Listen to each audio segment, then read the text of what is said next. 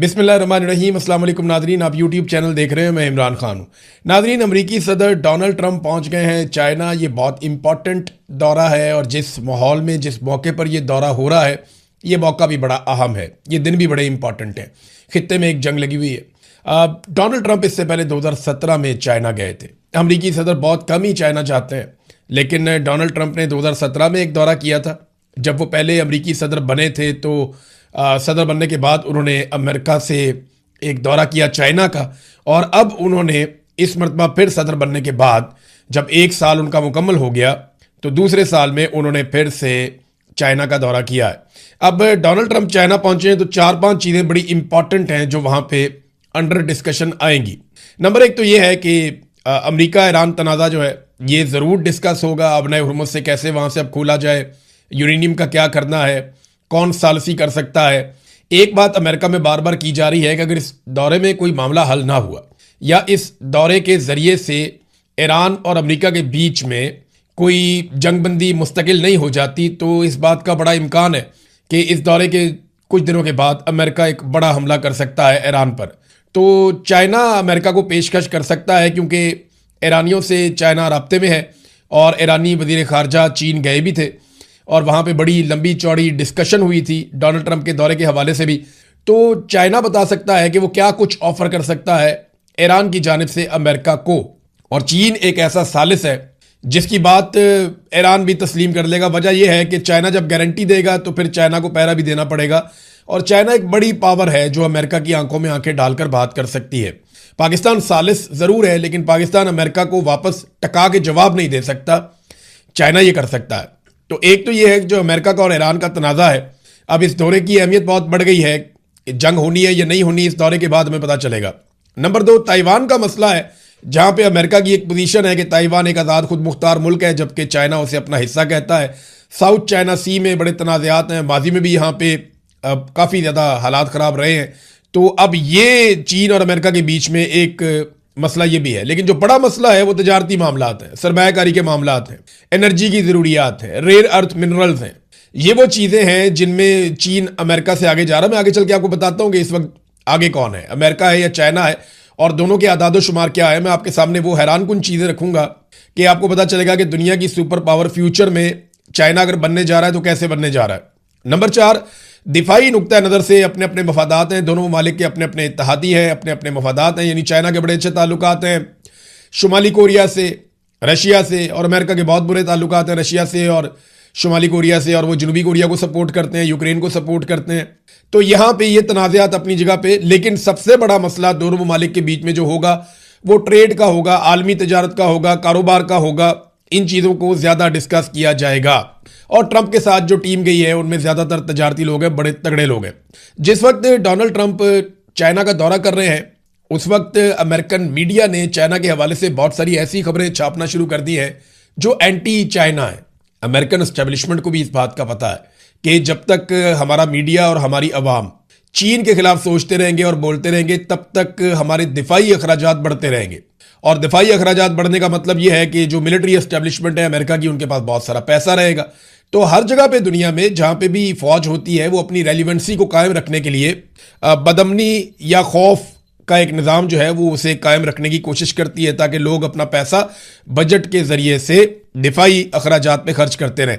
Bloomberg की report में ये बताया गया कि हैरानकुन हद तक चीन अपने मिसाइलों की पैदावार को बढ़ा चुका है और वो इसे खतरे के तौर पे देख रहे हैं। वो कह रहे जी बहुत तेज़ी से इजाफा हुआ है और कई चीनी कंपनियों का सुराग लगाया गया है, और कोई 81 कंपनियों की फहरिस्त भी बताई गई है जो साजो सामान मुहैया करती हैं दिफाई, और इनकी आमदन के अंदर काफ़ी इजाफा हुआ है। बहुत तेज़ी से चीन जो है वो बैलिस्टिक मिसाइल्स बना रहा है, और ये भी बताया गया कि चीन के पास अब इस वक्त जो है वो 3150 से ज़ायद बैलिस्टिक मिसाइल मौजूद हैं। अब ये तो अंदाज़ा और तखमीना अमेरिका और अमेरिका की एजेंसियों का है। और चाइना ने 2015 से लेकर अब तक पिछले 10 साल में अपने बैलिस्टिक मिसाइलों का जो ज़ख़ीरा है उसमें 147% से ज़्यादा का इजाफा कर दिया है। तो अब चीनी असले के ऊपर बातचीत हो रही है उस वक्त जिस वक्त अमरीकी सदर चीन में मौजूद हैं। उसके अलावा चीन की जो IT कंपनियां हैं उनके कारनामे भी बड़े ज़ेर ज़बर के साथ अमरीकी मीडिया में छापे जा रहे हैं कि किस तरह जब ईरान के ऊपर अमेरिका ने अटैक किया तो चाइनीज़ कंपनियों ने अमेरिका के जदीद तरीन तैयारों का ना सिर्फ सुराग लगाया बल्कि उनको ट्रैक किया, उनकी कम्युनिकेशन को सुना, और ये इल्ज़ाम लगाने के बाद उन कंपनियों पर पाबंदी भी अमेरिका की जानिब से लगाई गई। अब वो पाबंदियां इसको बड़ा फखर समझती हैं, वो कहती हैं देखें जी हमारी कैपेबिलिटी है, हमारी कैपेसिटी है। अमेरिका जैसे मुल्क के जदीद तरीन तैयारों को ना सिर्फ डिटेक्ट किया बल्कि उनको ट्रैक किया, उनकी कम्युनिकेशन को सुना, उनके सिस्टम के अंदर हम घुस गए, तो ये तो हमारी कैपेसिटी है, हमारी कैपेबिलिटी है, और ये तो एतराफ़ है हमारी सलाहियतों का जो अमेरिका हमारे ऊपर पाबंदियां लगवा रहा है। तो अब ज़्यादा परवाह भी नहीं करती ये कंपनियां कि अमेरिका पाबंदी लगा रहा है या नहीं लगा रहा है, इस बात से इन्हें फ़र्क नहीं पड़ता। लेकिन इन्होंने ये दावा किया कि उन्होंने अमेरिकन B-2 बॉम्बर्स, जो बड़े खौफनाक तैयारे हैं, दुनिया के जदीद तरीन तैयारे हैं, वो कहते हैं जी हमने उनको भी पकड़ा और अपनी जो अमेरिका की एक स्टिल्थ टेक्नोलॉजी है उसको हमने चैलेंज किया। इन्हें रडार पर देखना नामुमकिन समझा जाता है। आर्टिफिशियल इंटेलिजेंस चीनी कंपनी का दावा है कि उन्होंने open source data, satellite imagery और आर्टिफिशियल इंटेलिजेंस का इस्तेमाल करते हुए इन तैयारों का रास्ता दोबारा तश्कील दिया। अब ये जनाब मीडिया के अंदर चीन के कारनामे छप रहे हैं, लेकिन आ जाए अब उस बात की तरफ जो मैं आपको बताना चाह रहा था कि अमेरिका और चाइना में इस वक्त आगे क्या है। देखिए दुनिया में लड़ाई तो इकोनॉमी की है ना, जिसकी बड़ी इकोनॉमी वो उतना बड़ा होगा। फौजी कुव्वत एक बहुत बड़ा एलिमेंट जरूर है, लेकिन इकोनॉमी सबसे बड़ा एलिमेंट है। फौजी कुव्वत को आप खुफिया भी रख सकते हैं, छुपा कर रख सकते हैं। अगर आप एक एटमी ताकत हैं तो आपको बहुत ज्यादा जरूरत नहीं है कि आप बहुत बड़ी फौज, बहुत सारे हथियार अपने पास रखें। आपके पास बैलिस्टिक मिसाइल्स होने चाहिए और दूर तक मार करने वाले मिसाइल्स होने चाहिए। बहरहाल अमेरिका पर मुकाबला चीन इकोनॉमी में आ जाते हैं। 25 साल पहले चीन जो एक्सपोर्ट्स कर रहा था, आज से 25 साल पहले 2001 में, तो चाइनीज एक्सपोर्ट्स थी उस वक्त $256 अरब और अमेरिका कर रहा था $729 अरब, यानी लगभग 3 गुना आगे चल रहा था अमेरिका चीन से। और आज की तारीख में चीन $3,590 अरब की एक्सपोर्ट्स कर रहा है, यानी $3.59 ट्रिलियन, जबकि अमेरिका सिर्फ $1.9 ट्रिलियन की एक्सपोर्ट्स कर रहा है। तो चाइना लगभग दुगने के करीब पहुंच गया। दुगना तो नहीं पहुंचा लेकिन कुछ अरसे में दुगना हो जाएगा। अमेरिका से डबल के करीब चीन पहुंच गया है और उसकी एक्सपोर्ट्स में इतनी तेजी से 25 साल में इजाफा हुआ है। एक और चीज बड़ी अहम होती है कि आपने कितना सामान बनाकर दुनिया को भेजा और कितना सामान आपने दुनिया से मंगवाया। इससे पता चलता है कि तिजारती नुक्ता नज़र से आप खसारे में हैं या मुनाफे में हैं। तो चीन ने 3.59 ट्रिलियन की ट्रेड की, दुनिया को सामान भेजा एक्सपोर्ट्स की, और 2.58 ट्रिलियन का सामान मंगवाया अपने मुल्क में। तो इसका जो सरप्लस है या जो मुनाफा है चाइना का, वो $1 ट्रिलियन से ज्यादा का है। अमेरिका ने दुनिया को $1.9 ट्रिलियन का सामान भेजा और 3.12 ट्रिलियन का सामान मंगवाया। तो अमेरिका का जो ट्रेड का डेफिसिट है या खसारा है, अमेरिका का जो तिजारती खसारा, वो $1.3 ट्रिलियन है, यानी $1300 अरब का खसारा है अमेरिका का। तो ये चाइना और अमेरिका का एक बहुत बड़ा फर्क है। फिर अमेरिका और चीन की जो आपस की तिजारत है ना, उसमें भी चीन बहुत आगे है। चीन अमेरिका को $453 अरब का सामान देता है पिछले साल, जबकि अमेरिका से वो $145 अरब का सामान लेता है। ये एक ऐसा फर्क है जहां पे फिर अमेरिका खसारे में है। अमेरिका अपने दिफा के ऊपर $954 अरब खर्च करता है, जो उसके टोटल GDP का, जो कुल उसकी कौमी पैदावार है, उसका 3.1% बनता है।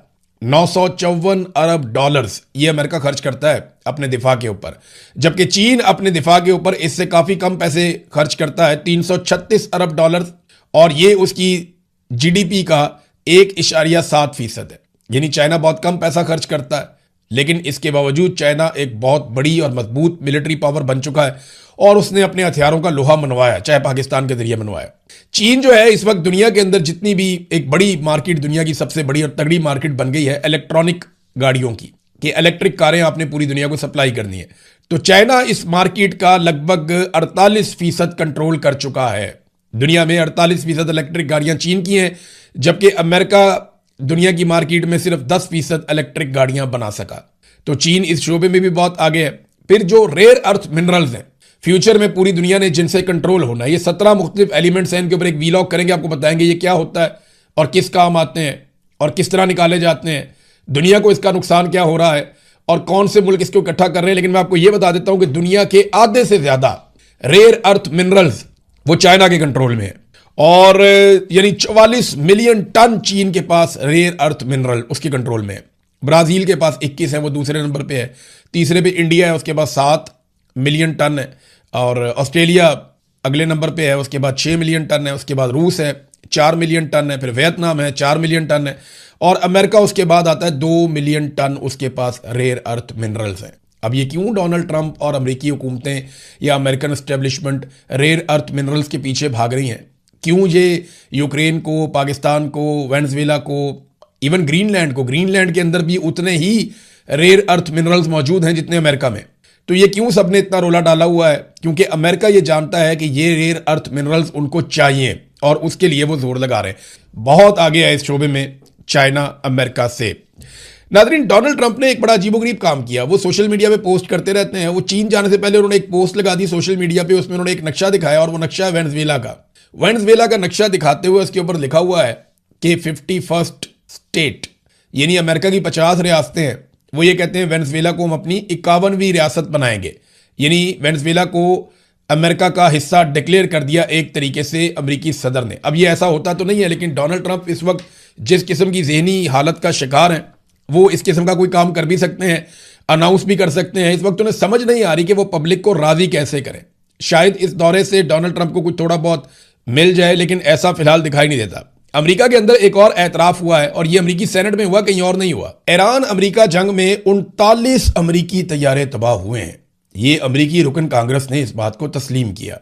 ये एडवर्ड केस ने सेनेट कमेटी में खसूसी समाअत के दौरान पेंटागन के CFO ब्रस्ट पर सवालात की भरमार कर दी। तहम ईरान जंग में अमेरिका को नुकसान का पूछा तो ब्रस्ट कई सवालों का जवाब गोल मोल करते रहे। तो कांग्रेसमैन एडवर्ड केस ने लड़ाका तैयारों की तबाही से मुताल्लिक जब सवालात उठाए और हवाला दिया और ये कहा कि अमेरिकी वेबसाइट द वार जोन की रिपोर्ट के मुताबिक 39 रोज तक जारी अमेरिका ईरान जंग के दौरान अमेरिकी फजाइया के 13,000 परवाजें की अमेरिकी फजाइया ने। ताहम इस दौरान अमेरिका के 39 तैयारे तबाह हुए और मजीद 10 तैयारों को मुख्तलिफ नौइयत का नुकसान हुआ। ये तो फिर बन जाते हैं 50 के करीब। अब वेबसाइट ने दावा किया था कि तबाह होने वाले तैयारों की असल तादाद इससे कहीं ज्यादा हो सकती है। अब ये सारा कुछ जो है वो अमेरिकी कांग्रेस के अंदर हो रहा है और कांग्रेसमैन जो है वो इसके ऊपर बात कर रहे हैं और लगातार बात कर रहे हैं, सवालात की बौछार कर रहे हैं और ये भी दावा किया जा रहा है कि 39 अमेरिकी तैयारे इस लड़ाई के अंदर वो तबाह हो गए। नाज़रीन, अब पाकिस्तान के अंदर जो खबरें हैं उनकी तरफ आप आ जाएं। गिलगित बल्तिस्तान में पाकिस्तान तहरीक इंसाफ ने जिस पॉलिटिकल पार्टी के साथ इंतखाबी इत्तेहाद किया उससे इंतखाबी निशान वापस ले लिया गया। इसका सादा मतलब पता क्या है?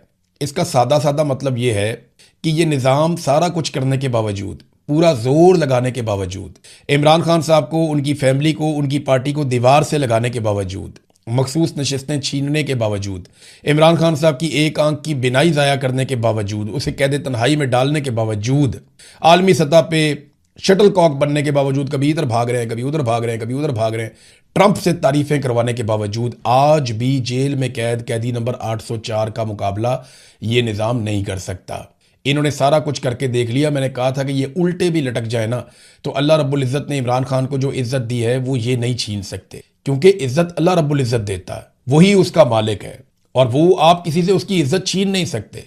तो इमरान खान साहब की मकबूलियत इनके काबू नहीं आ रही और इसका एक बहुत बड़ा सबूत ये है कि आज सब कुछ करने के बावजूद जब ये गिलगित बल्तिस्तान में इमरान खान के खिलाफ इलेक्शन लड़ने जाते हैं तो वहाँ 2 साल के बाद एक मरतबा फिर इन्हें वही भोंडी हरकत करनी पड़ती है कि पाकिस्तान तहरीक इंसाफ से जुड़ी जमात का इंतखाबी निशान छीन लिया जाए।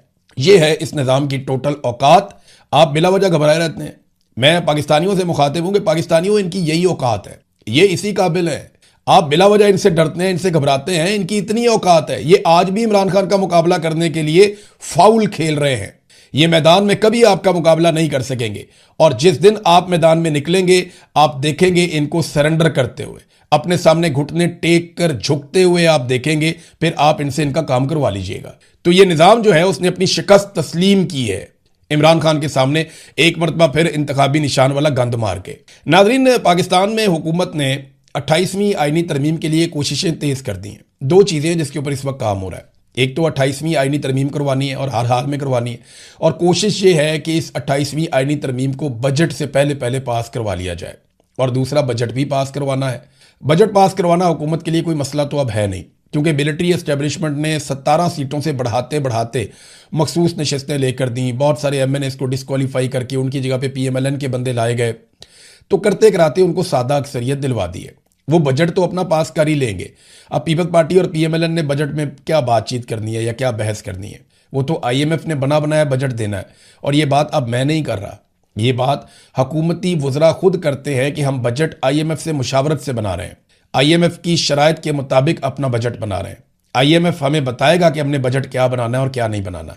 ये हुकूमती वज़रा खुद तस्लीम कर रहे हैं। इमरान खान के दौर में जो लोग इल्ज़ाम लगाते थे कि इमरान खान के ऊपर दबाव है आईएमएफ की शराइत मानने का, वो लोग आज आईएमएफ की शराइत के मुताबिक बजट बनाने पर फख्र महसूस करते हैं।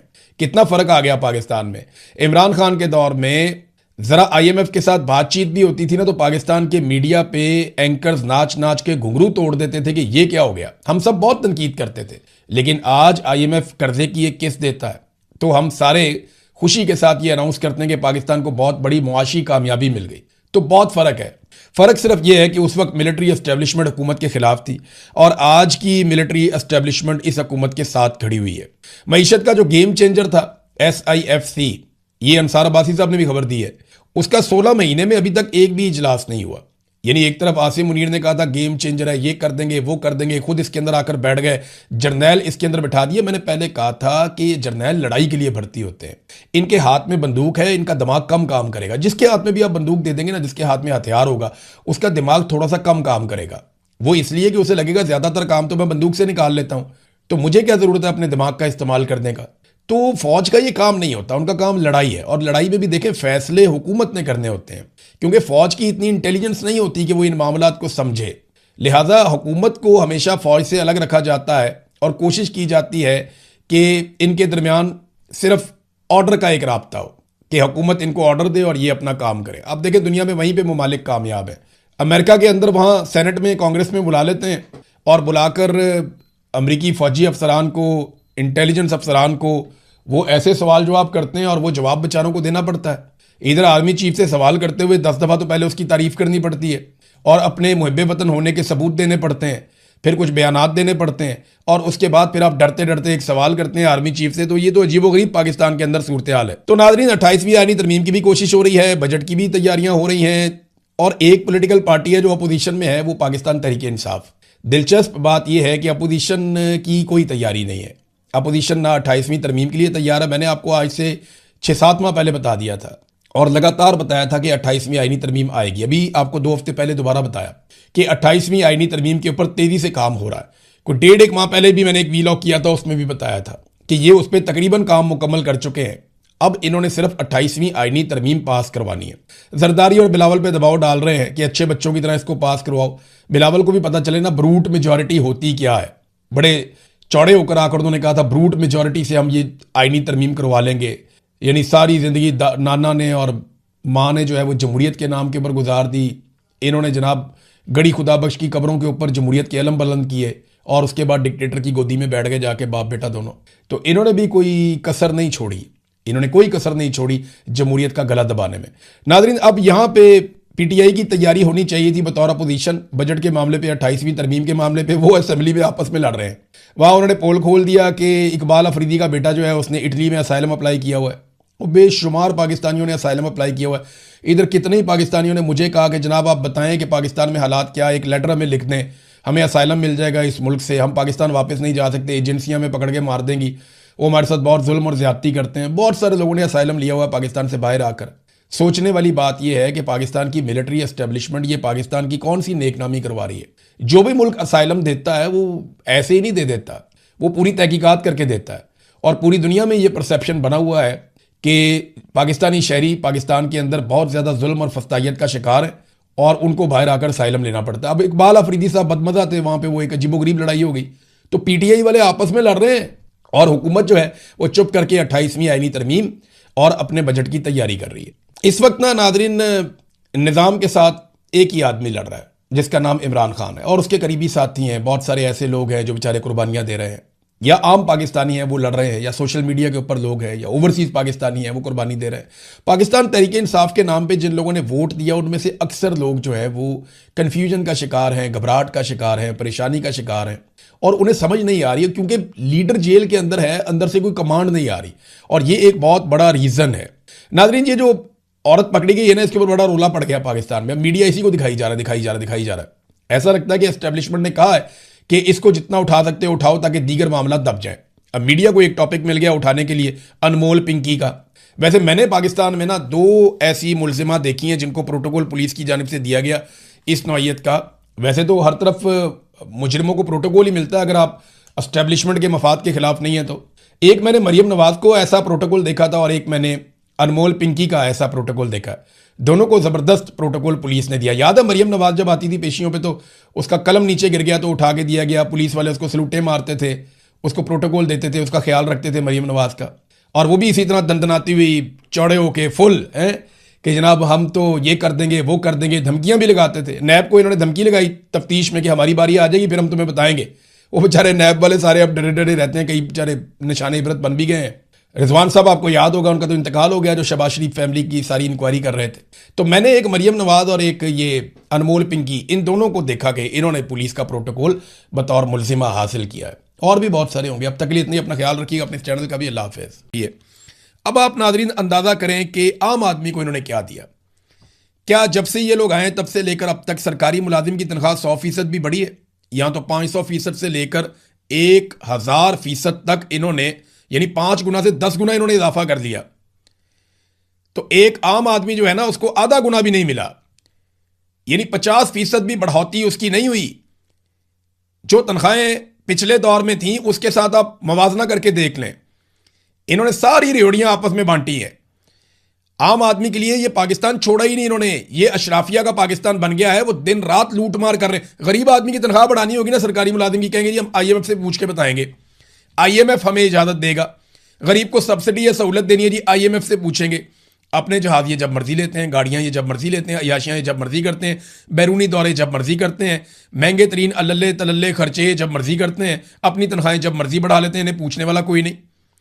अपने जजों को भी नवाज रहे हैं, अपने ब्यूरोक्रेट्स को भी नवाज रहे हैं और अपने सियासतदानों को भी नवाज रहे हैं। सारे मिलकर पाकिस्तानियों का खून चूस रहे हैं और पाकिस्तानियों को वापस कुछ देने के लिए तैयार नहीं है। सबसे ज्यादा खून चूसा जाता है हमारे किसानों का। जरा ये एक डाटा और आप देखें, मैं आपके सामने रखता हूं और इसको आप जाके कंफर्म कर सकते हैं। पाकिस्तान में जो एक DAP की बोरी है ना, ये किसान को चाहिए होती है ना खाद के तौर पे, DAP और यूरिया, ये 2 चीजें तो बहुत ज्यादा उसको जरूरत होती है, इसी से उसकी पैदावार ज्यादा होती है। अब इंडिया में फी एकड़ पैदावार जो है वो पाकिस्तान से दुगनी है, लगभग दुगनी नहीं है तो काफी ज्यादा है। यानी अगर पाकिस्तान में 40 मन फी एकड़ है तो वहां पे 70 मन फी एकड़ तक भी पहुंच जाती है। तो पाकिस्तान